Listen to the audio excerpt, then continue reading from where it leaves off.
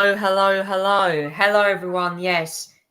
Welcome to the Tonight Show podcast for today, the 3rd of August. The summer holidays officially in full swing. And yes, I'm your presenter, Charlie Tolhurst. And of course, joining me tonight is my co-presenter, Zach Chambers. To round up all latest news. Hello, Zach. Hello, Charlie. Hello, mate. Well, I have a lot of news to talk about. It is certainly an interesting development tonight with all the news. We're going to start off, obviously, with a big one from America now. Okay, let's talk about this now.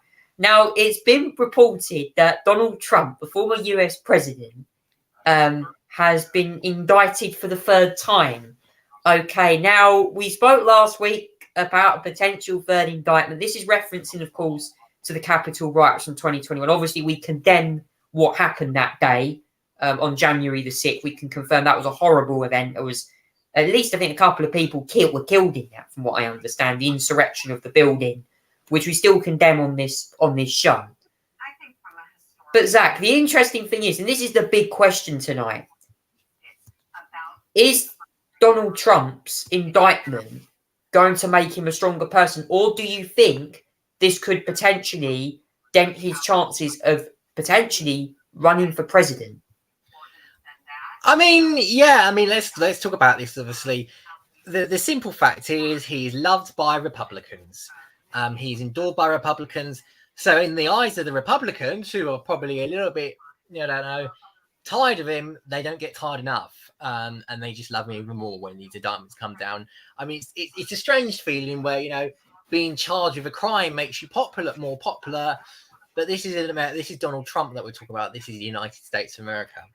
This is the 3rd time that Donald Trump has been charged with indictments.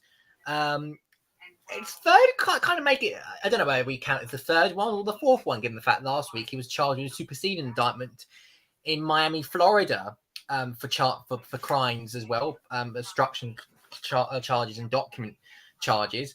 But this is the 3rd new crime and new charge that he's been indicted with. I can go through some of the charges as well if I can get it up here as well. But he was charged with 4 crimes overall.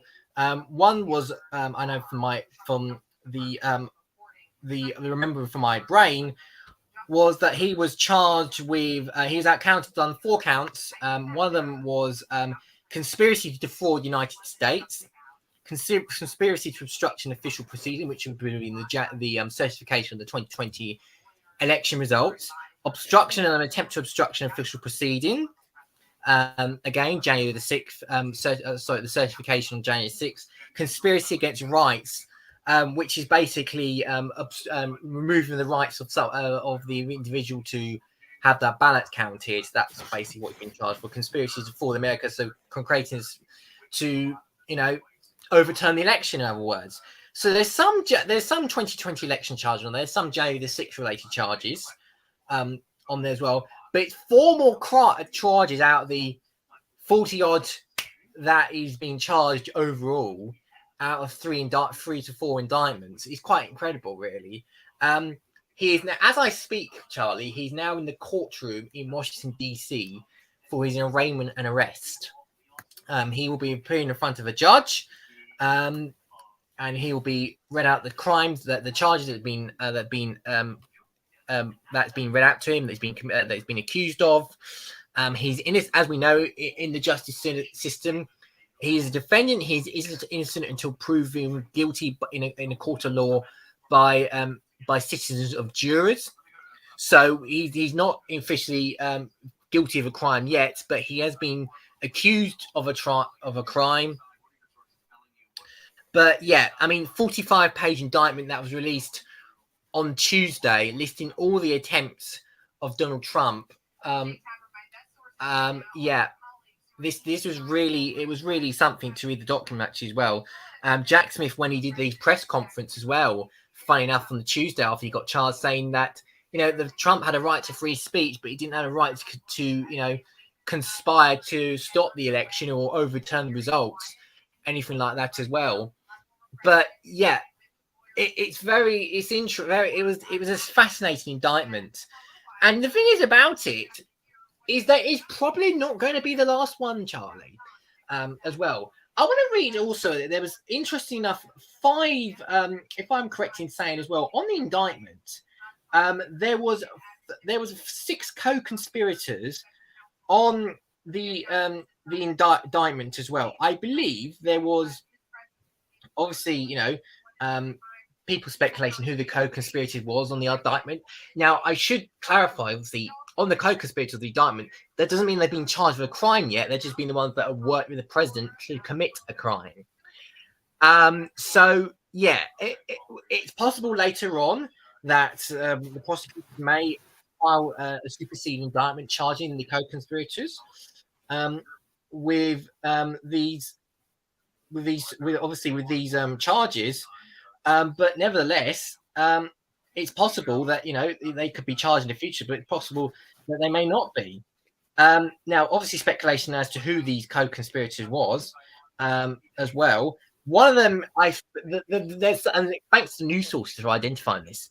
Some of them are ranging co-conspirators are ranging from Rudy Giuliani, who you remember used to be the former mayor of New York, and also crackpot lawyer as well, who was very influenced in overturning trying to get the election overturned for Trump. Rudy Giuliani is one of the possible co-conspirators. John Eastman, another lawyer who worked with Trump as well and tried to send a pair of alternative electors to Congress on the proceedings. He's rumored to be another co-conspirator in this one as well. Sidney Powell could be co-conspirators 3, according to sources, to spread disinformation claiming mass election fraud. She described an indictment as an attorney who unfounded claims of election fraud on knowledge to others sounded crazy yet embraced and publicized yet publicly amplified as well. That looks like co-conspirator 3. Co-conspirator 4 looks like Jeffrey Clark, according to sources. He was one that actually worked in the Justice Department as well. And he apparently used the Justice Department to open sham election crime investigations, influence state legislatures with knowingly false claim of election fraud. That's probably likely to be Jeffrey Clark. The other one, co-conspirator 5, looks like Kenneth Chesbrough, who has assisted in devising and attempting to implement a plan to fraudulent president electors to obstruct the certification proceeding. That's probably election number 1.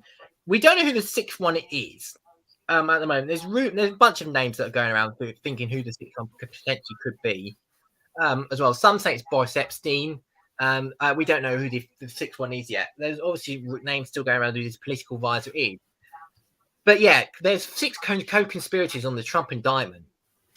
Now, funny enough, I think, Charlie, as well. And like I said, this may not be the last charge as well. Fulton County, Georgia is the one we're going to have to look out for next, because they've been doing their own investigation into Donald Trump and in the 2020 elections. It looks like Fannie Willis, who's the DA, the DA in the Fulton County District Office, is ready to drop indictments anytime soon this month. I suspect that won't be long before we find out whether he's in dropping indictments, maybe next week or the week after that. But nevertheless, it looks like she's about to drop indictments. Trump is likely to be one of them. It looks like there's going to be others involved that could be indicted in this probe. It's not over for Trump, and the legal misery keeps going.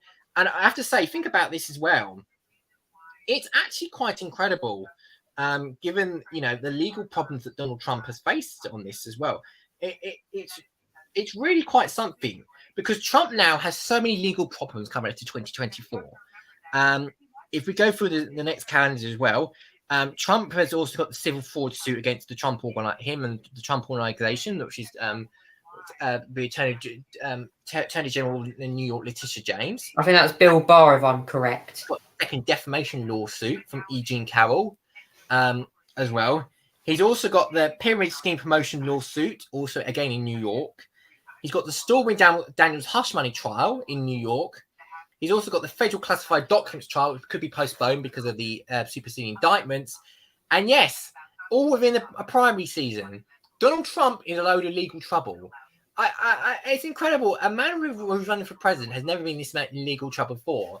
I mean, the closest he ever got was Richard Nixon. But even Richard Nixon wasn't even that bad as well, to think about the crimes that he committed. But it's quite a stunning we're in a stunning period where Donald Trump is the drama that keeps on giving, and it was also the person that is committed committed crimes. It's honestly, it's incredible, and it's still going to be a factor playing to the 24 election for Republican primary voters, and in the general coming up to the general next year as well. It's quite stunning, Charlie. It really is. Well, yeah, I mean, as I said with Bill Barr, I think he was appointed by Trump as a judge, but he's also hit out as well, I think, saying that Yeah, I think free speech was meant to be defended or something. It's really weird, you know. I mean, obviously Trump has spoken out on his social media platforms, and he's spoken out in a rally to supporters. Mike Pence has also spoken out. This is what the former vice president had to say just earlier on. Irrespective of the indictment, I want the American people to know that I had no right to overturn the election. And then on that day, President Trump asked me to put him over the Constitution, but I chose the Constitution, and I always will. I mean, I really do believe that anyone who puts themselves over the Constitution should never be president of the United States. And anyone who asks someone else to put themselves over the Constitution should never be president of the United States again. Well, that was former Vice President Mike Pence, who served under Trump when he was president. They're talking to the media about the news of the indictment earlier on, I think today or a couple of days ago. So, yeah, not ideal if you're a Republican voter. Please comment down below, guys, what you have to make to tonight's big question. Moving on now to the news, and some pretty crazy manic news if you are a climate protester tonight. Now, we've had Just Stop Oil. We've now had a group called Greenpeace. Now, for you guys that don't know who Greenpeace is, this is a group that's been going around for quite a while. Again, another climate group. Very, very well known. Basically, they are claimed to be campaigners that are changing the world for better, from saving whales to getting rid of polluting cars. It comes as they came to protest outside Prime Minister Rishi Sunak's own home. I mean, really? What? Trying to glue yourself to the Prime Minister's flat, home? I mean, Jesus, I think that's crazy. Look at this. Yorkshire is where it was. That's Rishi Sunak's constituency, by the way. Rishi Sunak, oil profits or our future, Greenpeace. That's two activists there. Literally, I don't know what they're doing to Rishi Sunak. It looks like they're gluing it. It looks like they're doing whatever it is. I mean, they're not great window cleaners, if you ask me. But they are apparently attempting to raise climate change as a very important issue by sitting on top of a home. Now, it comes this week. Just Stop Oil have recently slammed Rishi Sunak's new news on North Sea imports, I believe, as well. Talking about the North Sea again. We know that the government have been praised for that, actually, I believe, by some people, even though Labour had hit out. I mean, Zach, what do you make to this week's climate news, including these crazy Greenpeace protesters? I have to say, as well, I don't mind protests, as you probably know, Charlie. I don't mind protests. I don't mind protesting climate change, especially. But sitting on top of the Prime Minister's mansion house is a bit extreme, and a bit of intrusion of space and privacy, and trespassing. And it's whilst it's peaceful, it's not acceptable, and I do agree, as well as. But their protests, I have to say as well. The reason I think for the protest, I think it's a legitimate cause. I think in many ways, because whilst I think I don't. I condemn what they've really done, to be fair. Sitting on the Prime Minister's house, it's just not really that funny. And I don't know. And you have to wonder where the security was in that moment. Well, there's surely, given that it's the Prime Minister's property, there must surely be some sort of security outside. They're able to protect that property if needed to be. You know what? I mean, it's a bit poor that these protesters were able to, just randomly sit on the roof of a Prime Minister's mansion property. But the reason why they're protesting, let's just put it in simple terms, right? Okay.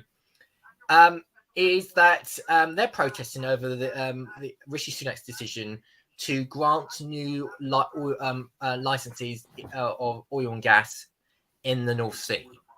And I completely agree with the Greenpeace's decision, with reasoning or why this is a bad idea, right? Okay. We do not need, in my view, to be drilling more oil and gas in the North Sea when we're supposed to be meeting 2050 climate targets, okay? That is not compatible. And if anything, it means we will start relying on high gas prices and high oil prices again, when we could be leading it on the way on clean energy and offshore, onshore wind, and anything like that, wind turbines as well. It's not, I don't feel, it's not the way to be reaching net zero at all. Not the way, and I'm baffled by it. I'm baffled that we're drilling in the North Sea again. It's not, I mean, all this effort of oil and gas, we should not be putting in, okay? We should be investing all this money, the licenses that have been given out to oil and gas again, so that all the bloody companies make massive profits again and, you know, waste all our taxpayer money whilst we will suffer. What they really should be doing, the government should be doing, is investing in clean energy. Not oil and sea, the ones like the wind turbine, onshore wind, offshore wind, carbon capture is a decent way of doing it as well. It's stuff like that that should be invested in. Yes, they did announce carbon capture, which I think is a better option. But to find out they're doing more oil and gas drilling in the North Sea, it's just completely opposite direction. I mean, Labour's position on this is quite simple. I mean, they wouldn't grant new licenses, but they wouldn't rescind the licenses as well. So if they get 20 new drilling licenses, then they're going to honour those drilling licenses until 2050. Fair enough. I completely understand that. I mean, that's perfectly fine. You got to understand as well. I completely understand why this would be dependent on energy security and all that sort of thing as well. But the oil and gas we drill just gets sold up onto the market for the highest price anyway. You probably find out it gets sold to the Russians and the Saudi Arabians and all that sort of thing like that, and those who pollute the planet anyway, and for their own profit. It's just no. It's just, what's the point when all we're going to drill is oil and gas that's not even going to go to us, and it's going to continue polluting this planet anyway. It's just, I don't understand it. I completely understand Greenpeace's reason for the protest, but the protest message, once again, just not acceptable. Now, I should mention that 5 people were arrested as well. They were arrested as well. The group came down at 1:15. We've spoken to officers before, taken away in police vans as well. They've been arrested as well. The Deputy Prime Minister, Oliver Dowden, who's actually in charge of the country for a little bit whilst Rishi Sunak is in California on holiday, told the press to stop these stupid stunts. As well. So yeah, I mean, the protest was inappropriate given the fact that we invaded their prime minister's property. I just don't think that's acceptable at all. But I think the reason for the protest was legitimate, I have to say as well. Well, it seems like maybe Labour-funded organisations of climate change could be well hitting your doorstep as well. But all I can say on that one is Greenpeace certainly, causing, a weird way to protest. Luckily, not on the roads, but on top of a house. But still, we condemn the action. And in my opinion, where was the police at all during that time when they were on Rishi Sunak's house protesting? Could they have been carrying a bomb that could have been potentially... Well, they could be carrying anything. So, yeah, let me know what you think about that. Obviously, the migrant crisis is also getting bad as well, with hundreds more people crossing the channel. So, yeah, comment down below what you make on that. Now, moving on now to the war in Ukraine. We haven't covered this for a bit, but there has been some major developments over the last week. We know that Russia have been striking Ukraine. Odessa has been hit. Multiple missiles have been attacked, drones. But we learned the other day that there was apparently a supposed Ukraine drone attack on Moscow, the capital of Russia. Now, Putin has basically condemned it. He obviously knows that his war is failing as well. But there's also been a lot of news this week about the Wagner Group also potentially, maybe, we don't know this, but there are potential reports going around that Wagner could be on the way to NATO territory, on the doorstep. We don't know yet. There's been rumours going around. But Zach, the situation in Ukraine at the moment doesn't seem to be stabilising that way. No, not at all. Obviously, Russia are continuing their nasty, vicious attacks on Ukraine still in Odessa, Kherson, Kharkiv, particularly as well. They tried Kyiv the other night, which was unsuccessful because Ukraine managed to strike most of the drones.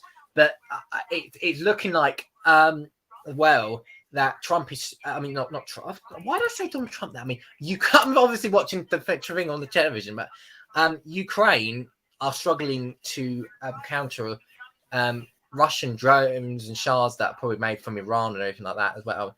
They're struggling to counter that in Odessa. Not a lot of protection over there at the moment. I mean, they managed to shoot down some drones.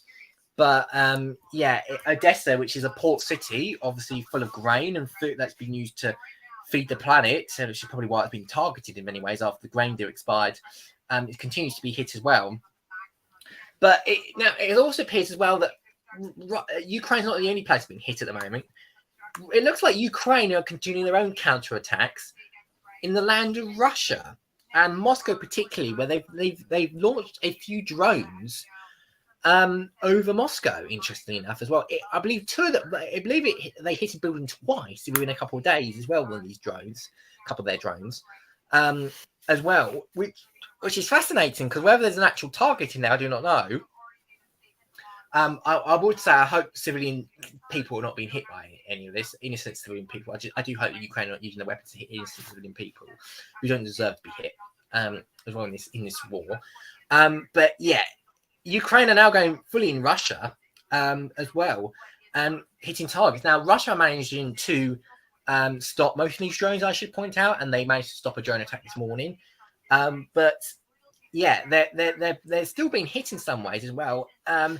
And the war's very much going to Russia. Well, now the responses by Russia appears to be the same as normal, really, to be honest.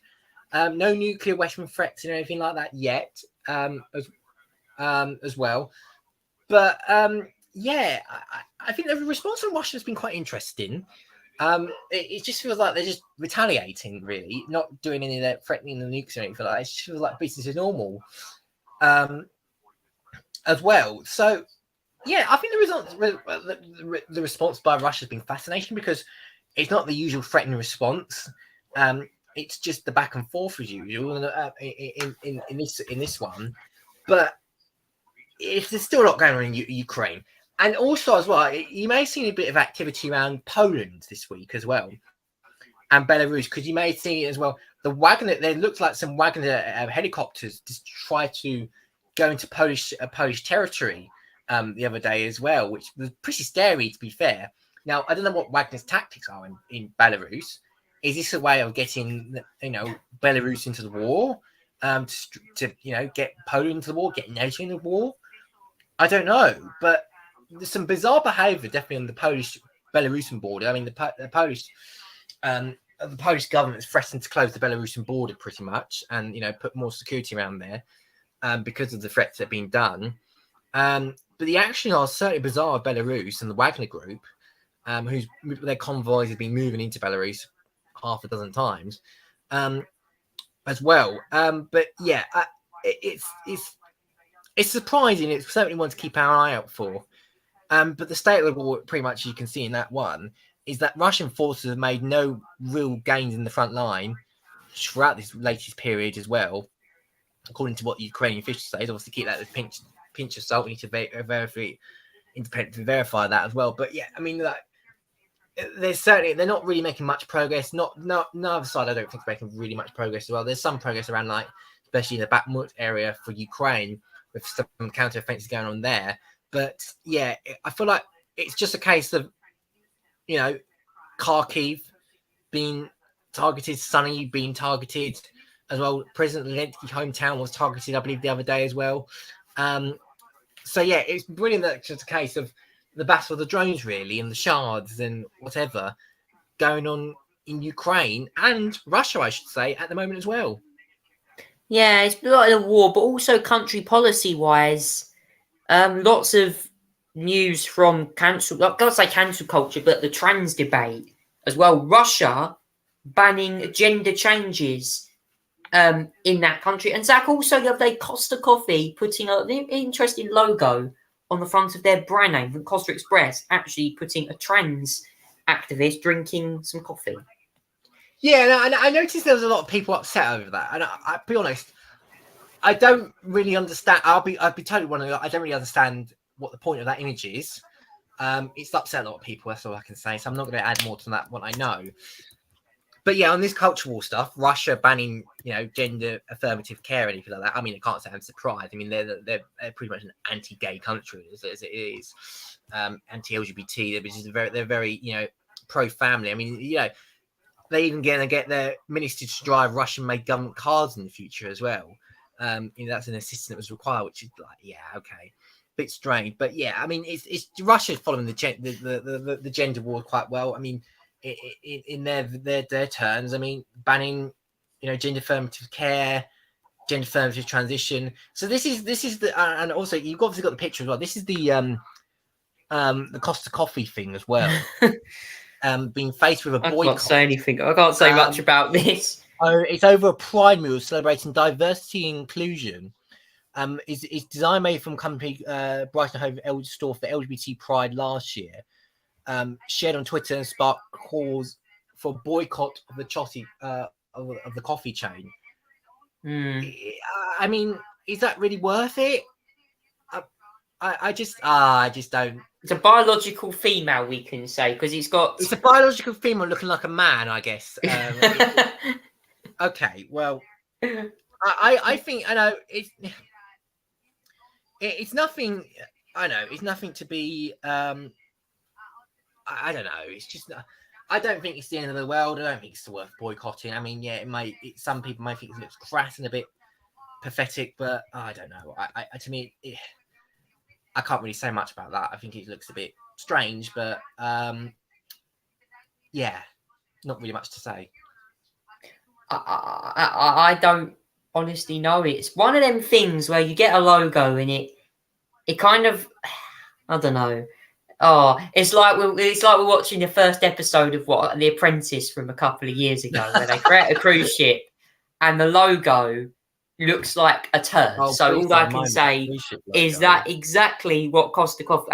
Look, I'm not going to comment on that logo. Please comment down below, guys, what you think of the logo, because it's clear to me that obviously I've seen it a lot on GB News this week of criticism from that logo. It's all been on Tonight Show. So yeah, all I can say is that is a weird logo, and certainly cancel culture certainly going to rip that company up if they don't get on top of it. So yeah. Moving on now to sports news. Now we've got quite a bit of sports news to talk about tonight. Obviously, we're going to mention about the Formula One first, and actually Formula E as well, because we had the season finale in London. But we're just going to go over the Formula One action. Pretty quick roundup, really. Not much really to say other than Red Bull's Max Verstappen could be breaking many records this year, including potentially the most wins or most consecutive wins. I think he's now 7th or 8th victory in a row, winning the Belgian Grand Prix by over 20 seconds. A late overtake on Sergio Perez's teammate from 6th on the grid was enough to win him another race. And Zach, I have to say, I put out on my social media the other day that I think the World Championship is pretty much over, given the form that Max Verstappen's in at the moment. Very, very imperious. I don't think there's any stopping him now, surely. Yeah, it's absolutely nothing stopping it at the moment at all. I mean, he's just win. Red Bull's car is just so good in race pace. They've sort of sandbag it for qualifying, I think. But when you get to the race, their true form just comes out and maximizes it to the potential. But yeah, 12, 13 wins in a row for Red Bull. It's incredible. They've smashed in the records of McLaren, what they did in 1990s, late 80s. 1988 was the season. We can confirm 1988. That. Thanks. History memory gone there, but smashing records since 1998. 12 wins in a row, 13 wins in a row. Absolutely incredible. It just feels like no one can stop him at the moment, especially Max, who's on a form. I mean, he admitted in the race himself that, despite the fact he was getting a bit wound up by, his race engineer and everything like that as well, he still managed to finish 22 seconds ahead of the field. And that wasn't even on full pace. I mean, Max admitted during the race himself that he even slowed down at some point. He didn't even go full pace, which, I mean, just tells you about how fast that Red Bull is. I mean, last time he won by 30 seconds. He's won by 22, even by slowing down. It's pretty incredible. 1-2 for Red Bull. Sergio Perez second as well. I mean, Perez had a good race. Let's be clear. Perez had a good race. I mean, he just really struggled in qualifying recently. Started 9th in the field. And managed to race through it. It's the pace of Red Bull game really good as well. Good race for Leclerc. 3rd position. He started on pole. I think it was inevitable that Max was going to pass it at some point, to be fair. I mean, the Red Bulls at a point. Lewis Hamilton, 4th. Decent race for him. Fernando Alonso, 5th position. Better race for Aston Martin this time around. I think they've been really struggling in the last few races. I think Aston Martin have fell off the pace a little bit. So 5th position will be pleasing for him. George Russell, 6th, a good recovery drive as well from the back of the pack as well. Lando Norris, 7th. I think it's a good race for Lando, even though he was set up really badly. As well, given the conditions, even they were doing a wet weather setup, and he was on a very high downforce car and was falling through the field as well. Very good recovery, I think, from Lando Norris as well. 8th, Esteban Ocon. Alpine will be pleased to hear they got some points after the disaster weekend they had. Otmar Szafnauer being sacked as well, and their racing director as well, Alan Permain, also being sacked as well. It's been a weekend to forget in terms of the absolute merry-go-round of Alpine personnel going around. It's been quite credible. Alpine sacking Otmar Szafnauer and Alan Permain, who's been in that team for 31 years, is quite something. And especially mid-season as well, to be sacked like that. I mean, must be something wrong with what they did to get dumped halfway through the season. A bit like a manager, really, to be fair, as well. Lance Stroll 9th, 2 points for him. I think we pressed that. Yuki Tsunoda picks up a point as well, which what they needed as well. And if we go through the field as well, I think 11th was Pierre Gasly. Yeah, it was 11th. Yeah. Bottas 12th. Zhou Guanyu 13th. Alex Albon 14th. Magnussen 15th. Ricciardo 16th, who got unfortunately struggled really in that race. Logan Sargent 17th, Hulkenberg 18th, and the DNF with Carlos Sainz, who just who had problems throughout in that race, and Paul Oscar Piastri, who had a mega weekend on Friday and Saturday. I mean, Saturday was probably one of his best days of his F1 career, really, to be fair. Was behind Max Verstappen in sprint shootout by 13 1,000ths of a second, and did a stunning job to get second, and second in the sprint as well. Third, I think it's third or something like that. Second, third in the sprint. Yeah, is well credible for him, and then got Carlos Sainz. Didn't really leave enough room on the first lap, on the first corner. And that was it for Oscar Piastri. It's just unlucky for him. He had a really good weekend in that accident.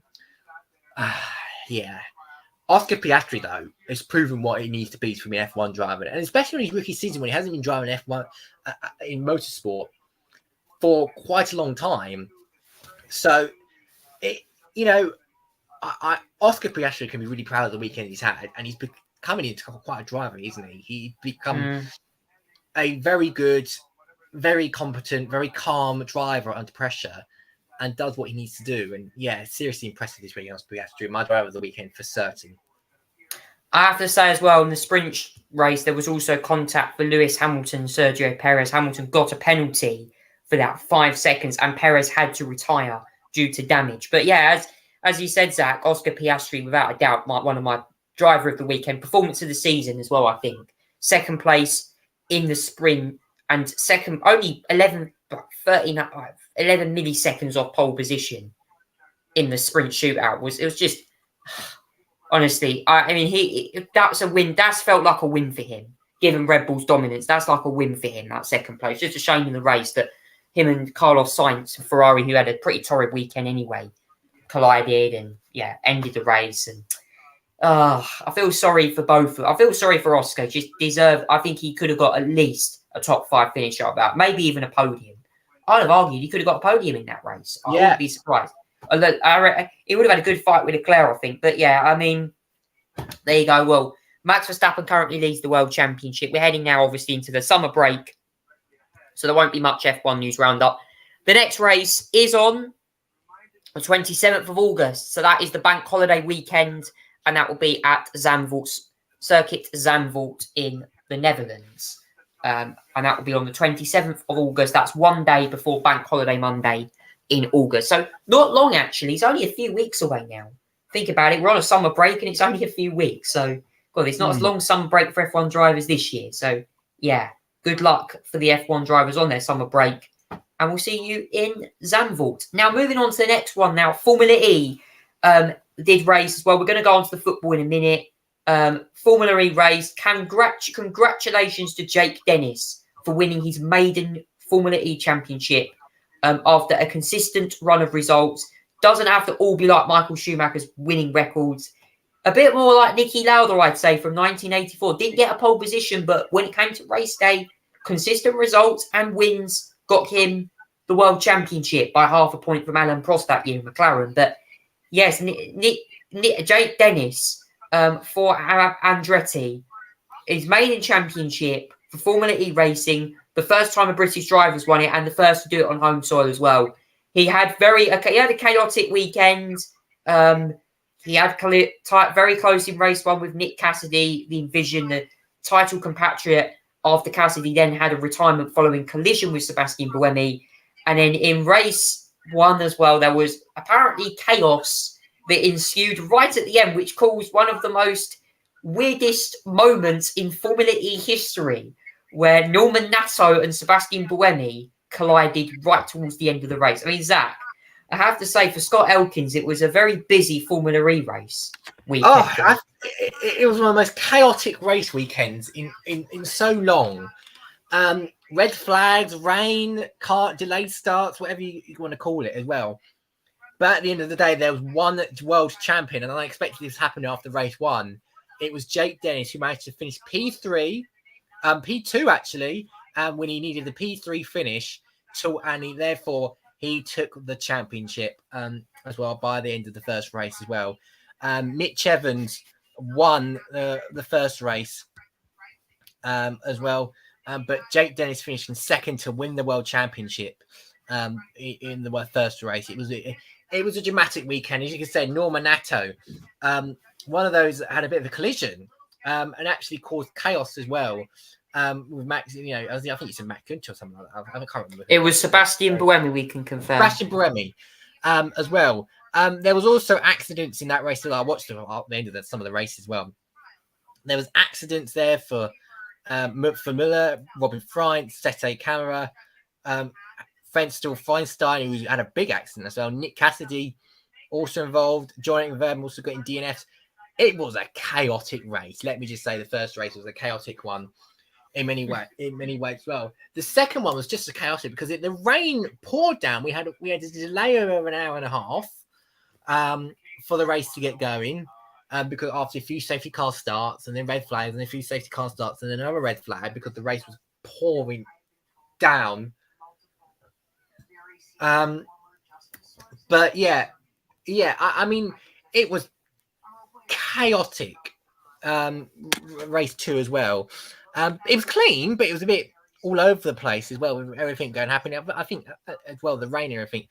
But yeah, Jake Dennis is a Formula E championship champion on home soil. And like I said, second was enough to get the title, and it was helped, I think, as well by Antonio Felix da Costa getting as well a 2-minute time penalty for, I think it was a penalty infringement or some sort of technical infringement on the car.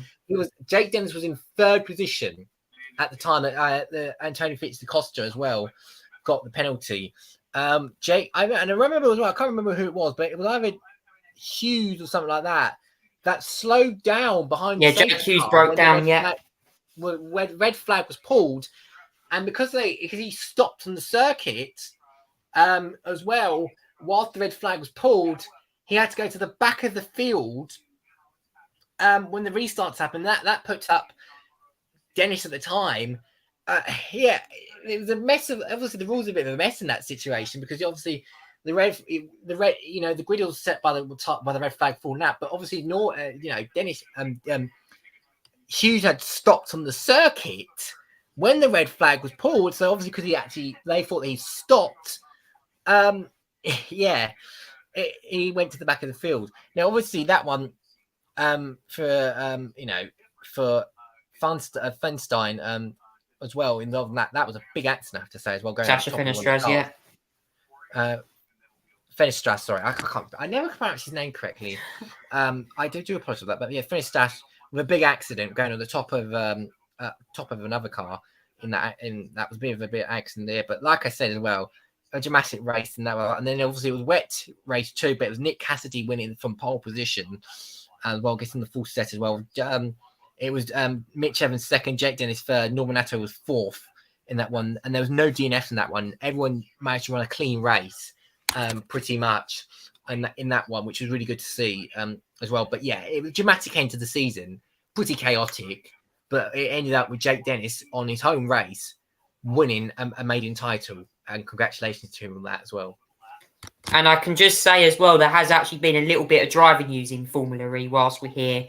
And Jaguar have had the swings and roundabouts at Jaguar at the moment because Mitch Evans has confirmed that he will be staying at the team on a multi-year deal, but Sam Bird unfortunately will be leaving.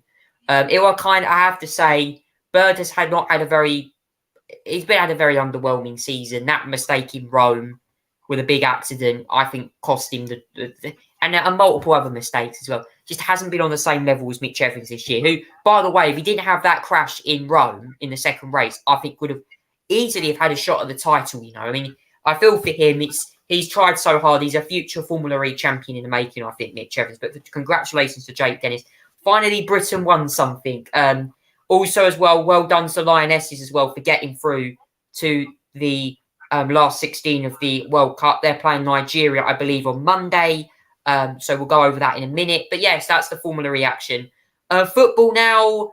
We do have some English Football League matches this weekend. Obviously, the Championship restarts. Premier League action back this next week as well. Community Shield also on this weekend, which is Manchester City versus Arsenal at Wembley. And also transfer news as well, Zach. I have to say, lots of transfer news in the Premier League. Football this weekend has been very interesting news-wise. Yeah, it's certainly been definitely been eventful over the transfer news as well. I have to say as well. I mean, I'm just looking at the latest transfer stuff as well. I mean, a few signings. Luton, newly promoted Luton, signed Blackburn goalkeeper Thomas Kamarki for a deal worth $2.5 million as well. Some moves going on at West Ham. Dispute over whether James Ward-Prowse is going to join the team or not. It looks like there's been a bit of negotiation on that side, and so far it's unconfirmed whether James Ward-Prowse with James Ward-Prowse. We don't know about that at the moment. But yeah, so Luton getting on the transfer market as well. We don't know what the status of Moussa Cancelo. Brighton think he's going to stay over the summer, but we don't know whether that's going to be the case or not. As well, there've been some big bids put in for that as well. Nevertheless, the £80 million bids rejected, so he's obviously worth a lot as well. As well, now Manchester United are going to get Rasmus Højlund as well. Looks like a £72 million move from Atalanta. It looks like he's going to be presented at this Saturday at a pre-season game as well. And there's a lot of interest in the Premier League sides as well. Newcastle have agreed a deal to sign Timo Levanto from Southampton. That's another big signing for them as well. Chelsea are going to get Robert Sanchez, the goalkeeper, as well from Brighton, by the looks of it as well. As well. So yeah, a lot of news on that front as well. I think Arsenal have got a deal as well for Brentford's goalkeeper. I think a bid's gone through from them. Yeah. So I think there's some deals going through from as well, which is obviously good for Arsenal. I mean, they continue their big transfer spree as well in that. David Raya, that as well. It's credible. But yeah, going back to the Women's World Cup actually as well, some very dramatic matches over the last few days. I have to say, Charlie, very dramatic as well. Germany knocked out the competition today. 1-1 draw with South Korea, which means they're out of the competition. Morocco, the first ever Arab women's team to go through to the last 16 of the Women's World Cup. Congratulations to Morocco. 1-0 victory over Columbus sealed the deal for them as well. There were some other interesting matches as well in that front. Argentina losing 2-0 against Sweden. That was a very dramatic result for them as well. South Africa winning 3-2 of Italy. I think that means Italy's knocked out. Panama 6-3 to France. A dramatic 9-match goal there as well. Jamaica and Brazil were 0-0, which means Jamaica through. I think it's Jamaica through or not. I can't remember, something like that as well. But I'll tell you who's actually gone through actually from each of the groups. Switzerland and Norway are through, which means New Zealand and Philippines are out from Group A. And Group B, Canada just missed out on going through. It means that Nigeria are now through and Australia are the hosts are through. The other ones I'm looking out for, Japan and Spain. Great result for Japan to go through to the last 16. So to Spain. England are also through, comfortably winning the group as well. They won their last match against China, I think 6-1. Very good. Congratulations to the Lionesses for winning that one. Very good result for them there. They're a bit iffy in the first 2 matches, but this one they definitely proved that they're much better against China all round. Well done to them, and that one was an excellent result for them as well. Netherlands, United States have just gone through from Group E. United States having a very near miss, I have to say as well, just squeezing through. Could have been shot by Portugal, but no, still managed to just squeeze themselves through in that one. Brazil out as well of the group stages. France and Jamaica are the ones out from Group F. Group G, Italy out, Argentina out, Charlie. I mean, that's some dramatic teams going out there. Germany out from Group H as well. Some big names out. Sweden and South Africa are the ones that are going through. Colombia and Morocco as well. So if we look at the matches coming up in the last 16, which is taking place on Saturday, it starts off on Saturday. We've got Switzerland, Spain, Japan, and Norway on the Saturday. On the Sunday, Netherlands and South Africa, and Sweden versus United States. England's game is going to get to Nigeria on the Monday at 8:30 in the morning, as well. That's what the game is at Nigeria. And later in the day, it will be Austria versus Denmark as well on the Monday. And then on Tuesday, they'll like to wrap up. The last 16 would be Colombia, Jamaica, and France and Morocco as well. And then the quarterfinals will take place beginning next Friday as well. So, yeah, we're coming into the knockout stage of the World Cup now. And fascinating events have happened already in the group stages. Some big events, obviously. Germany getting knocked out is one of them, I have to say as well, quite surprisingly in that one. But yeah, really looking forward to the last 16 stages of the World Cup. Yeah, as well, and also your football league. Obviously, the championship back on this weekend. Loads of fixtures coming up. So yeah, it will be very interesting. I believe Sheffield Wednesday and Southampton play tomorrow at 8:00. I believe the first championship match will be on. So yeah, I'm sure we'll all be more looking for the Premier League next week. So if you're a football fan, please watch this space carefully for all the latest news. Moving on now, we're just going to quickly cover NASCAR because we have got a bit of time. I watched the race just before we come on air. Chris Buescher claiming the win at Richmond. This was a short track event, which, yeah, it was an interesting race. So a few spinners, a few surprises. Was that, in the end, Chris Buescher controlled it? Yeah, Chris Buescher managed to win the race quite handedly in that one. I have to say, I saw some of it as well. It was a very good race for Chris Buescher as well. He drove really well, actually. Only to hold off on the final restart as well. Got a good restart on that. And at the end of the day, he managed to pull ahead. Got enough of a run, even though Denny Hamlin was very strong on those restarts. Very strong as well. It was a very strong restart for Denny Hamlin as well. Brisk through the field, passing Kyle Busch. There was always 3 laps to go. Decent effort for Denny Hamlin, but just missed out this time as well and managed to pass Chris Buescher to win 2 in a row. But yeah, very good race for Chris Buescher. Controlled the pace really well. And yeah, we pretty much done that race really well. Obviously, Kyle Busch was 3rd, Logano 4th, Ryan Preece 5th, Brad Keselowski 6th, Martin Truex Jr. 7th, Alec Almirola 8th, Austin the 9th, and Kevin Harvick ran at the top 10. Chris Buescher has managed to get his first win in the season. That means that he is now automatically eligible for the playoffs now. It is the 12th driver, I believe, that has managed to make these way into the playoff. There's now only, I believe, 4 positions left in the playoff as it stands at the moment, because Chris Buescher has now managed to win his way into the playoffs as well, and gets himself some playoff points in the future as well, which is really important. So yeah, if we go through the field at the moment, there are only 4 positions left. Obviously, Chris Buescher winning is very helpful because he now moves up to the playoff standings as well. The ones that are in the playoff positions based on points alone are Kevin Harvick, Brad Keselowski, Bubba Wallace, and Michael McDowell. I mean, Harvick having the top 10 would have helped his case thoroughly enough as well, I think, on that one as well. But yeah, I mean, if you keep putting top 10 finishes and not winning, then Harvick will probably get playoff position, provided that no one else wins outside, obviously, those who have won in this season already so far have won it. But yeah, good stuff from Chris Buescher. He's now in the playoffs into the round of 16 as well. But there's still a couple more races as well. And this weekend they are, I believe, at Michigan as well this weekend as well for NASCAR action. There it's the Firekeepers Casino 400 at Michigan. It's a 7:30 start here in the UK on the Sunday. I believe the Xfinity Series is also in action as well on the Saturday. That's at 3:30 as well. I just point out the results in the Xfinity Series. They're racing at Road America, not Richmond this weekend. It was Sam Mayer who won that race ahead of Parker Kligerman, Austin Hill, Sam Kamara, and Ryan Abyss.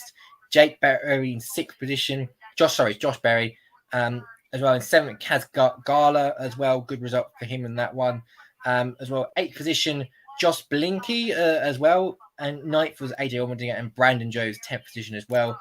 And the Craftsman Truck Series also racing this weekend in Richmond as well. It was Carson Hochhaver, who won that race as well. Ahead of Tyler Geske and Zane Smith as well. 4th was Jake Garcia in that one as well. 5th was Matt Mills. 6th was Corey Heim. 7th was Matt Crafton. 8th was Nick Sanchez. 9th was Grant Aimfinger as well. And 10th was William Sulawach as well. Good result for him in 10th position as well. But that's NASCAR action this weekend, as I mentioned as well. The Truck Series is off this weekend as well. They're racing in 2 weeks' time at the Lucas Oil Indianapolis Raceway Park, which is not the Indianapolis Motor Speedway. It's a short track one as well. The Xfinity Series are in action this weekend, so is the Cup Series as well on Saturday and Sunday.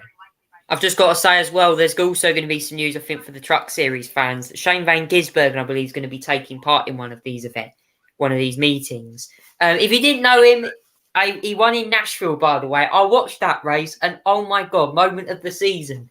V8 supercar driver winning a NASCAR race. Surely he needs a full-time drive next year, in my opinion, does the Aussie. So yeah, well done to him in that. Now it's time for Conversation Street. A couple of things to mention about on Conversation Street tonight. The first thing is going to be for all you fast food lovers out there who want something of a seasonal summer burger. Now, I drove past a KFC the other day. This was in Basildon, just near the Mayflower Retail Park, that began selling this burger here. Now, it's called the Teriyaki Burger. Now, I honestly have to say, teriyaki, it's an interesting burger. Now, I'm going to go through what KFC have basically said on their website and on their press release. There'll be a little advert that I'm going to play for you in a minute. So here is the KFC burger, the teriyaki. Now, the new teriyaki burger and teriyaki bites. Now, it says crispy KFC original recipe chicken dipping in our sweet and tangy teriyaki sauce. It's extra saucy and finger-licking good. Yes, that's the slogan, of course, by KFC. Our teriyaki recipe, our new burger and dip bites hit the menu. New teriyaki burger has an original recipe fillet sandwiched into a new soft brioche-style bun layered with burger dressing, pickled slaw, and dripping with sweet and tangy teriyaki sauce. If you're looking to add a snatch order, why not try our teriyaki dip bites? 4 bonus bites smothered in our sweet and tangy teriyaki sauce. So basically, it is on offer until the 3rd of September via KFC delivery or the nearest KFC restaurant. Grab it when you can. You've also got the option of a teriyaki box meal, which comes with crispy original fillet sandwich into a new style bun, as I mentioned. That also comes with a regular fries, side, and a drink. As well as you've got an example there. You also got a burger meal as well, and you've got the standard burger and the standard bites as well with the bucket there as well. It's a very interesting recipe. And now the advertisement I'm going to play for you now, courtesy of KFC, has it all for you. Have a listen to this. Internet sensation GK Barrier. Today I'm launching KFC's new teriyaki burger. It's crispy KFC chicken drenched in sweet and tangy teriyaki sauce. They even let me name it the Barriaki Burger. No, we didn't. First, I'm thinking rebrand. Secondly, Barriaki Plus. I'm talking global cultural phenomenon. It's a way of life. So make sure you don't miss out on this delicious Barriaki burger. Teriyaki, Barriaki, teriyaki, Barriaki. Thank you there to KFC for the short advert. And Zach, what do you make to KFC's latest limited edition burger? I'll be honest, I'm never going to buy it, quite frankly, because I'm a vegetarian. Yeah, obviously good for the burger lovers, I have to say as well. I mean, there's probably going to be a lot of people that have been who love a bit of their little chicken wings and burgers, eating and munching into that. I'm afraid I won't be one of them because I'm a vegetarian. I avoid all the KFC stuff for me and all the fast food stuff like McDonald's. I forced to eat it once, unfortunately, but because of certain idiots, not you, but someone else. But yeah, it's not something that I'm going to be eating. Let's just say that. But good for all the burger fans because you got that very special Kawasaki wing as well. Very, very tasty if you want to try it out. And you know, if you love that sort of thing. Yes, so that is the first one. Now, the second one is going to be the Dart Charge system. Now, if you don't know what Dart Charge is, it is basically what you pay to go across the Dartford crossing on the M25. So if you drive over Dartford crossing, which is the Dartford toll, where the QE2 bridges, that's of course named after our late Queen, and also the tunnels, you do have to pay a £2.50 charge to go across there. If you're driving a car, so you have to go online. It's all done online via the government website. You go on gov.uk and you have to click and you have to basically submit. Now, we have seen over the last few days that many people have unfortunately struggled to get their payments accepted. I believe it's all online now as well. We also know that the 2 activists have had their jail terms suspended. Not suspended, but should I say rejected for limiting sentences down. But yeah, it's very, very interesting, Zach, that the Dart Charge system's been causing a few headaches to people. Yeah, so they basically, in short terms, they run this online system where instead of paying at the at the crossing, which I thought was ridiculous because it just caused massive amount of queues on the M25. No wonder that road is a disaster even without the physical charging points. Yeah, instead of it charging at the actual crossing, the toll crossing, you pay in advance online if you're going to go through it, or you pay by a certain day as well, and you do it all online, which I think is a better system, quite frankly, to be doing it. But unfortunately, over the last few days, there's been some sort of issues with the system. There's been quite high demand for whatever reason as well, and there's been a lot of users been unable to pay their Dart charges as well. And you know, we don't know what's happened, but anything between the 27th of July, there's been some sort of issue. High demands. I mean, the server's been a massive server lows, as well for whatever reason, because they've used this online system as well. Customers will report not able to access the website from the 27th. Were greeted with a message saying that they have until midnight yesterday to pay the charge. Now, National Highways had to comment on this, saying that the majority of these problems are now fixed, which is good. Because a lot of people would have been really upset, stressed out the fact that the service is not working and their Dart charges is due. So their deadline should be extended because obviously they're not being able to pay the charges whilst the website's been down. as well. Any costs remain during the down call, whereas on the website, if the payment card is not validated, it will not function. This can be done until August the 31st. So make sure you validate your card. Motorists with an account should be notified of their update, including instructions on what they need to ensure their account is active. Drivers who already have an account with Dark Charge will have to log in and revalidate the account to ensure they do not receive a penalty charge notice. As well, it makes sure that you are paying the Dark Charge. As well. So yeah, I don't know what, there's some high demand issues, and obviously the servers is not prepared for it for whatever reason. A lot of people using the crossing over the summer holidays, you can probably understand. But yeah, a lot of them are using the crossing, and it caused a bit of stress on the servers for the dark charges, and hopefully it's now fixed, but it's still a lot of problems for customers trying to pay their Dartford crossing charges online. Yeah, so there's been plenty of that news on there. I just want to also go over one extra story. Now, this hasn't been reported, and it is a local news story that's been reported a long time ago, but I thought I'd bring this up because I've actually had personal experience working with this person. Now, if you don't know, this is a story that was on the Daily Star, but has also been on the local newspapers across Basildon as well. It's been reported that someone, I know the guy's name. Now, unfortunately, this person here sparred jail time, basically had his jail sentence suspended after apparently, and I quote this now from the Daily Star, this is the article where I found this from, filmed, basically, he survived jail carrying out sex acts on his pet dog. Now, I mean, obviously, I know the person I'm on about, okay, this is basically what I can confirm. Okay, now I believe he's already completed this, but it's been reported Callum Veer sent images of children being sexually harassed or sexually abused. Not that one. Sorry, apologies. I'll get to that one. I just want to say that. If possible. Yeah, I was going to say that one as well. But basically, yes.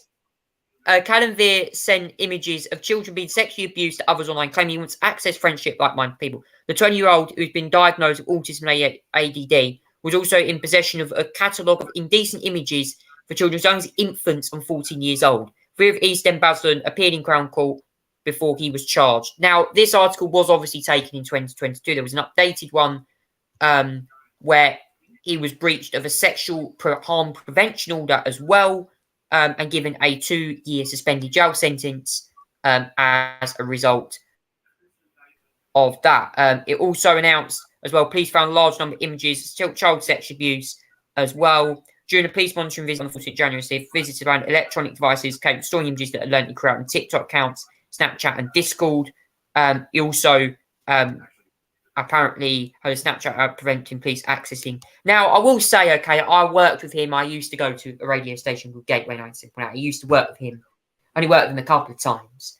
But Zach, what do you make to this? Because surely something like this, I mean, I work with this person. Surely something like this, he deserves prison, doesn't he? Yeah, I mean, the person that you're talking about is a bit of a creep, to be quite frankly. As well, I mean, like, he's breaching the sexual harm prevention orders. I mean, some of the stuff he did with animals was just downright a bit turdy and quite pathetic, really. He comes across as a creep. He sounds like a creep, and he has been a bit of a creep. To be fair, the fact that he's been breaching these orders is just proof that he can't keep his hands off things, unfortunately. And the damage he's doing to himself is just not helping. He honestly, seriously needs to stick it in and follow the orders that are against him, because honestly, it's just disgusting. Honestly, what he's been doing as well, and it's just honestly, but it's just pathetic and quite sad. And he should grow up and get a better life, because I don't know what he does to these poor things. It's just disgusting. Absolutely rank. It can cost something like this. Can cost you your job. It can cost you a lot of things, and it's one of them things where you got to be careful. You look obviously what happened to Alex Bedfield, who got put in prison for stalking Jeremy Vine and many other people. Just what it can do, you can cost yourself your job. You cost yourself your career for something like this. Be like what Just a Boiler doing, blocking roads and stuff. So you got to be careful. But I thought that's all of Conversation Street today on that one. Now it's time to talk about the latest newspaper headlines. I thought I'd give it some time whilst the papers have been released. Now, obviously, there was a news story that did appear on my newspaper, but I've been following this for the last few weeks now. It's been about, of course, obviously, GB News host Dan Wootton, who apparently has had his Mail Online column being taken down. But what do the papers actually go with? Let's have a look. Well, we're going to go with the ones that have been released. The Eye's gone 3 years of mortgage pain and 6 million face tax rate hikes. The Metro goes despicable oil, Sunak stunt. Politicians condemn rooftop eco protest. That's obviously done with Rishi Sunak. And Financial Times, the interest rate hits a 15-year high as the Bank of England warns higher costs will not ease soon. And obviously the latest news from Dan Wootton has had his Mail Online account taken. But I believe there's apparently allegations against him being made of some kind of, well, very similar to what Hugh Edwards had. Cash grabbing or something. I don't know. Zach, what do you make to the latest newspaper headlines? Obviously the Dan Wootton saga on at the moment. Yeah, first I want to mention the Dan Wootton thing before I get to the papers. Now, there's been some very serious allegations that have been put against him by Byline Times, which is a paper that you put slightly never heard of before, but they got a lot of these undercover reporters who come up with some very original reporting. I have to say, some very good job. I have to say as well with some of the stories and analysis as well. They alleged so quite a lot of serious things as well, of allegations that have been raised up by the paper as well. It's been it's allegations that he used a pseudonym to secretly offer his colleagues tens of thousands of pounds in return for sexual material. Now he's obviously working at GB News as well. But he's also writes a column for the Mail Online as well. Now that whilst these investigations are ongoing, the Mail Online have suspended him from writing his columns whilst this investigation and inquiries are still ongoing. Now, obviously, nothing been found quite yet in terms of criminalisation or whether he did do this as well. There's obviously allegations that have to be treated seriously as well. He's a freelance contributor as well. Historic allegations as well. So his last column that he wrote was in June, and that was at the end of June, and nothing's been posted since then as well. So it's just he went under the name, according to the allegation, he went under the name of a phenomenon of Martin Branning, if I remember rightly, as well, to persuade people into sexual material. Watson is also under investigation by his former employers at News UK, which is owned by Rupert Murdoch. The company is hiring an external law firm, as they claim, will target current and former Sun employees with offers of money in turn for sexual images as well, and using a different name as well, Martin Branning, as well, to get these images as well. Now, these are very serious allegations, as I say.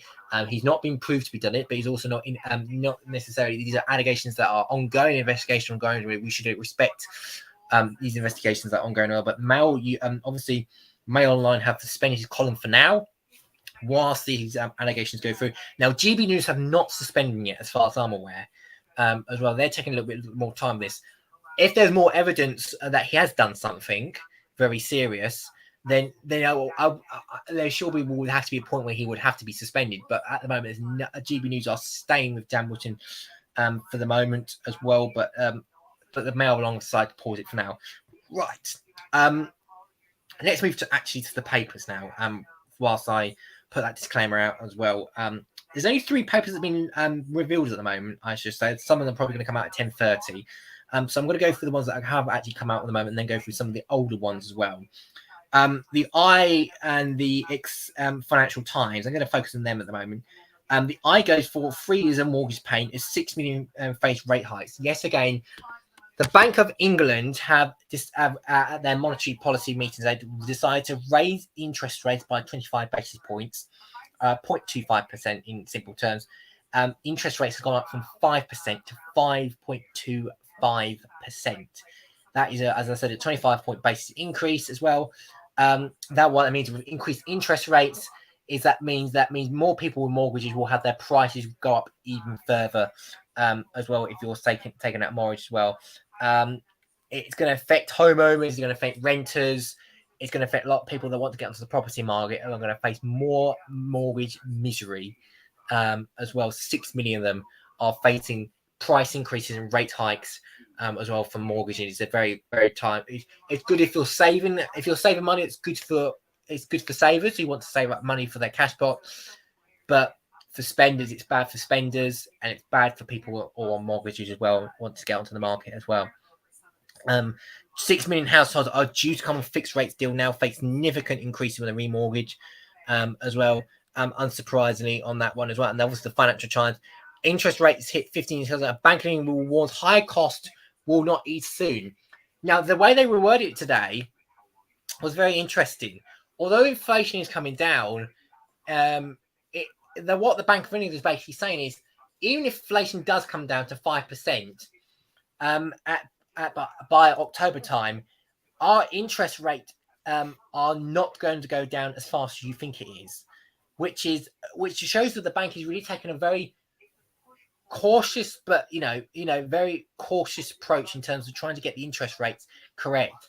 They obviously they're feeling that as inflation still remains a problem, they feel like they need to having to raise the interest rates to get the inflation down. But once inflation does come down, they're going to continue to be cautious in terms of decreasing that interest rate as well, and to make sure that there's not too much heat into the economy as well. So yeah, it's there is signs that inflation are slowing. It looks like there's not going to be a recession according to the latest Bank of England forecast, but there's also, it looks like growth is going to be very poor.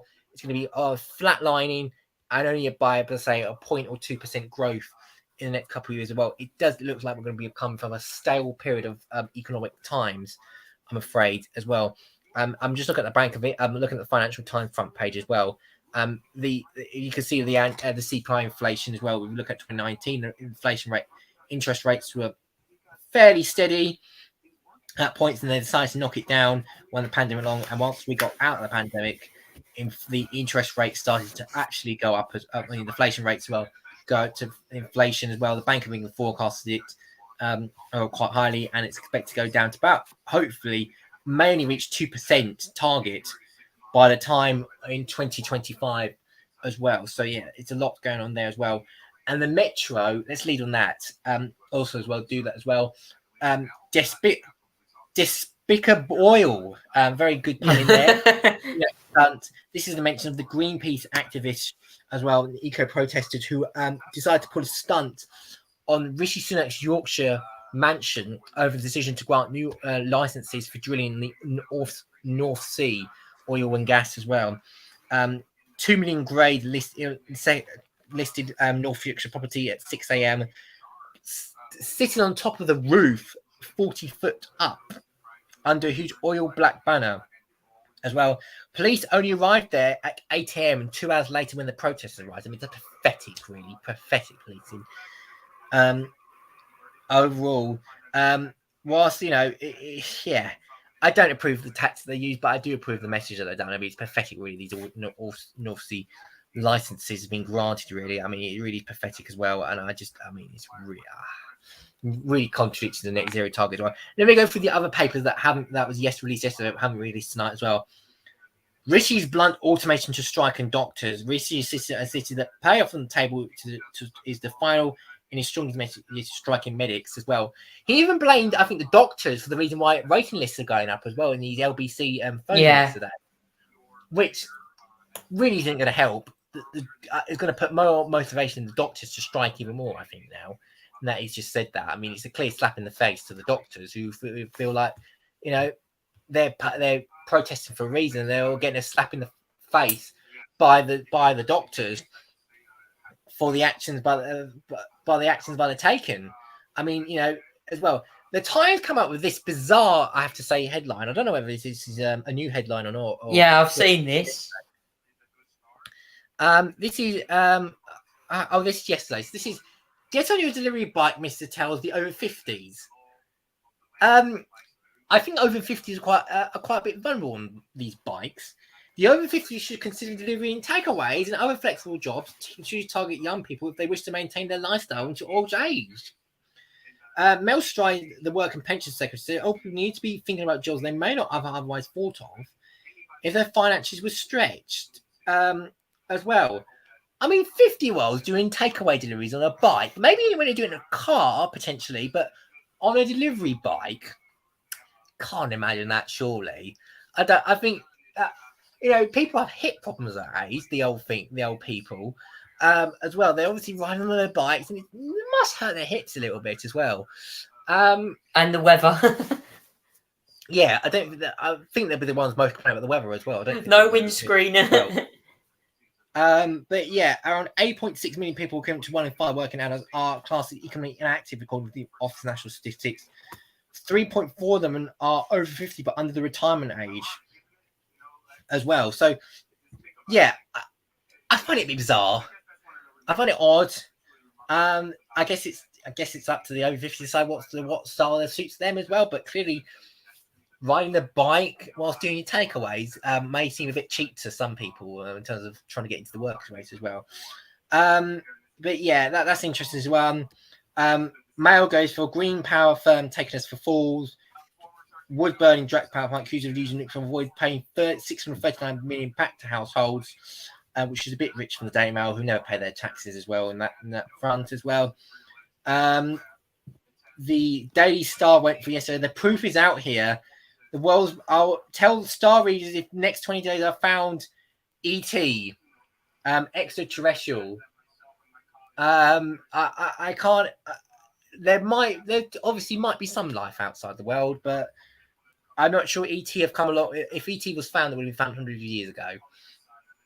It would have been as well. Minister faces police cry over racist leaflet as well. That's the Telegraph from yesterday. This is David T.C. Davis, who obviously one of the Welsh Tory MPs and the Welsh Secretary, wrote a leaflet over saying I think he said gypsies are coming to a site near you or something like that, which was seen as racist and travellers.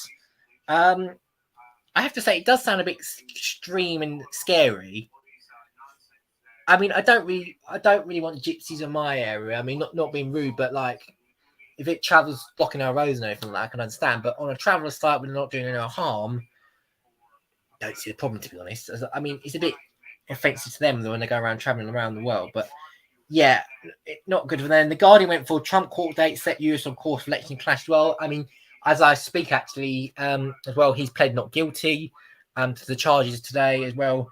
Yeah, right. Obviously, the Daily Mirror went for NHS strikes blame for waiting list increases. That's from the Mirror as well.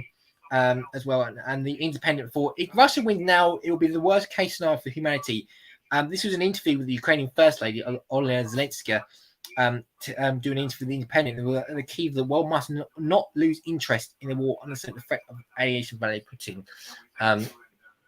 As well. By the way, I should point out that this weekend there is a game for Ukraine at 6 o'clock on Saturday as well. And it's going to feature Alexander Lukashenko and Zinchenko as well.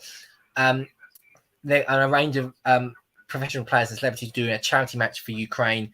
That's on this Saturday at 6 o'clock at Stamford Bridge, by the way, as well. We'll donate on that. Will be broadcast on Sky Max as well. Before I mentioned that as well. But yeah, that's all the papers for now. I think looking at the ones that just come out, and that is the papers for today and tomorrow as well, the 4th of August 2023. We can also confirm as well that Justin Trudeau has broke up with his wife as well after, I believe, according to the papers. Let me just have a check. 18 years of marriage. Canadian Prime Minister there, who is certainly under pressure. But yeah, that's all the papers we've got for tonight. That's all we've got time for on the Tonight Show podcast, the 3rd of August. Thank you for watching the first edition of the month. We'll see you again next week for another episode of the Tonight Show podcast, live on YouTube with me, Charlie, and of course my co-host, Zach Chainbeard. Thanks so much for watching. Take care. And of course, good night. See you next week.